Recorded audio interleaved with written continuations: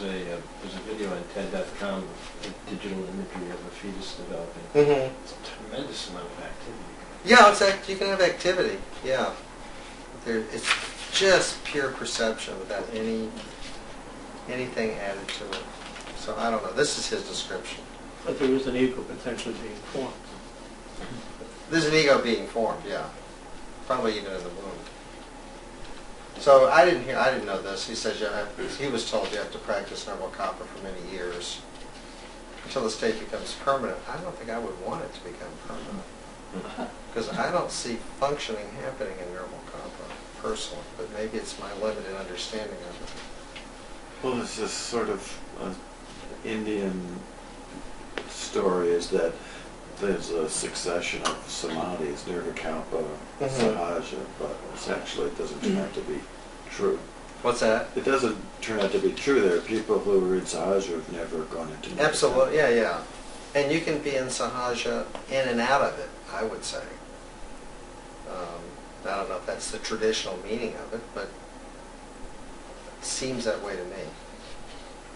In and out of Nirvikalpa. So, as he says, this is purely conceptual, flowing from the teachings of Ramana Maharshi.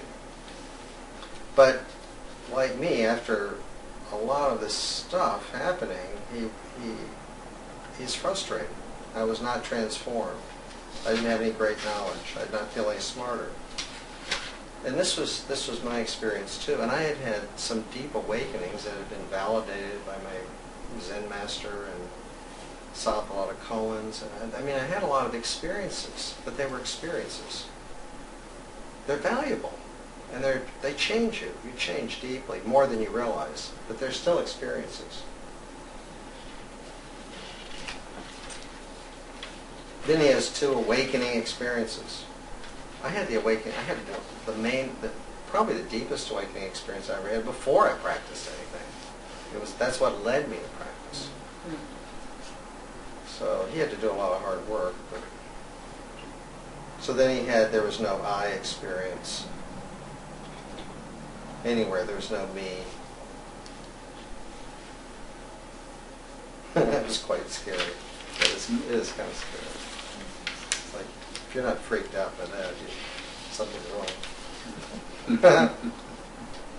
Just emptiness inside. Inner and outer disappeared. Fortunately, during this time, he's working with Robert Adams. He was a very deeply awakened man. Is everyone familiar with, at least know who Robert Adams is?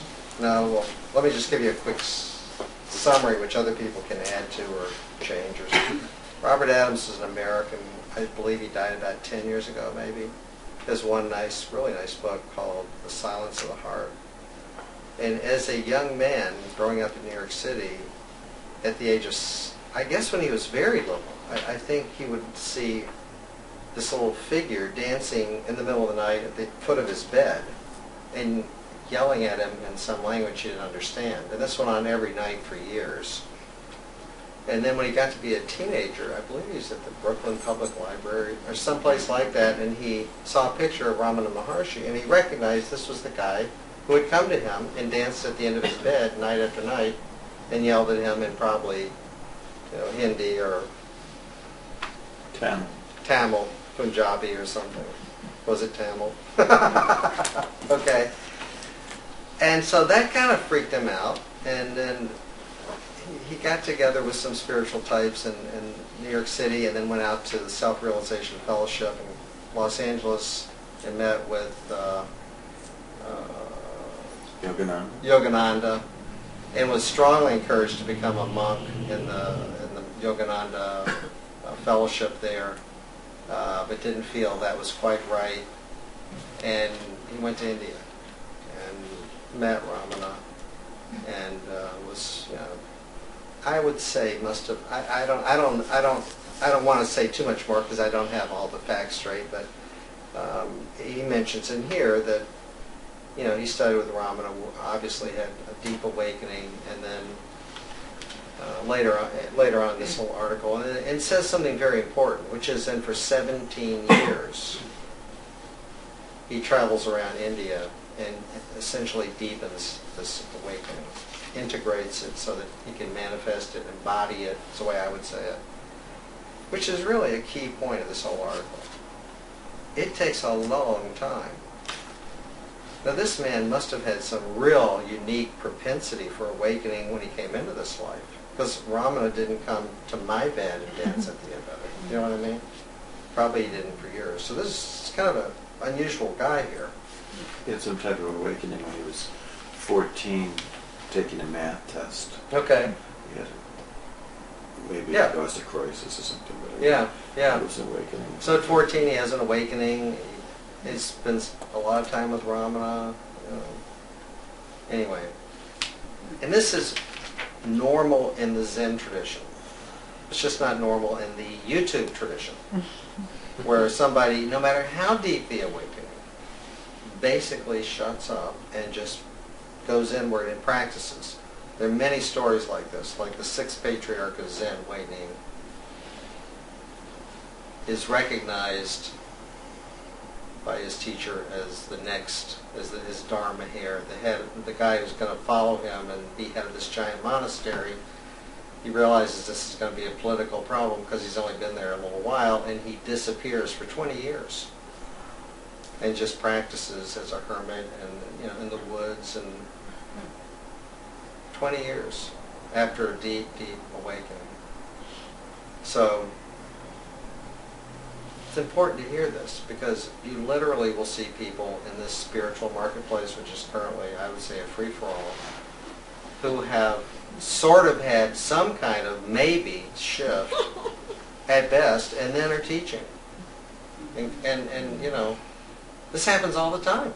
And other people who take them seriously and listen to them. So discernment is important here.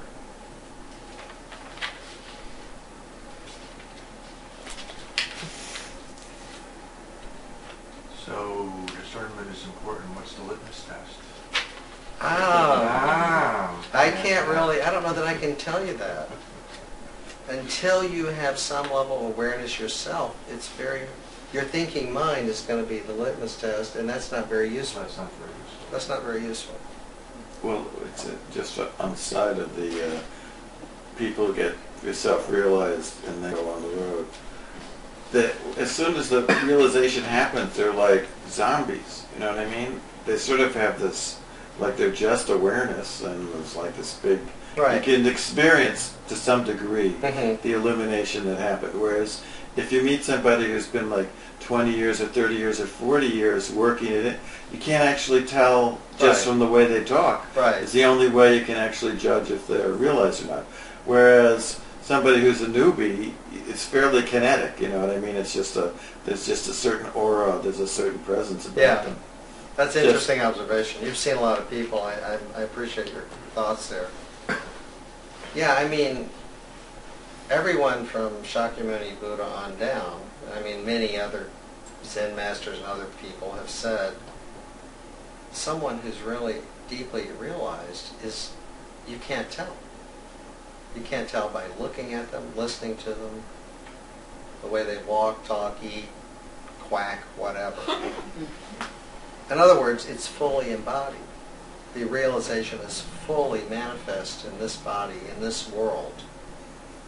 And, you know, we'll talk more about that. Well, wouldn't a litmus test sort of be from like an intuitive knowing? If you have an intuitive knowing, but that's something that not everybody's going to have. And what people might think of as intuitive knowing is maybe not that. It's one thing I've heard people say, so-and-so is such a great teacher, and what I see is they have a lot of chi.